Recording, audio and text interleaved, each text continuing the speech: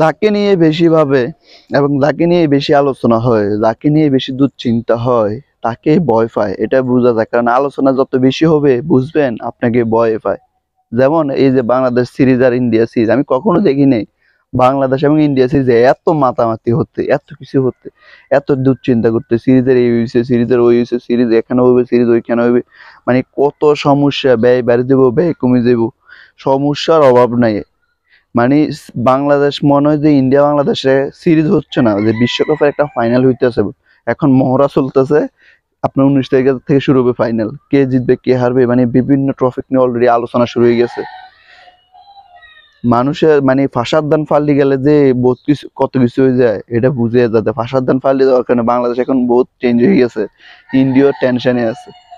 মানে ইন্ডিয়া কি বলবে কি না, ইন্ডিয়া এখন বুঝতে পারতেছে না যে কখন কি বলবে, কখন কি বলা যাবে। মানে কি সিরিজ কে আয়োজন করবে না সিরিজ আয়োজন করতে না, এই হয়েছে না ওই হয়েছে, ওই জায়গায় সিরিজ হবে, ওই মাঠে খেলা হবে না ওই মাঠে খেলা হবে, আসলে বলাটাই মুশকিল। দেখা যাক, আমরা এই ফাইনালের জন্য অপেক্ষা করি, কারণ যেহেতু এটা নিয়ে এত কথাবার্তা হইতেছে তার মানে বোঝা যাইতেছে এটার মধ্যে ইন্টারেস্টিং থাকবে।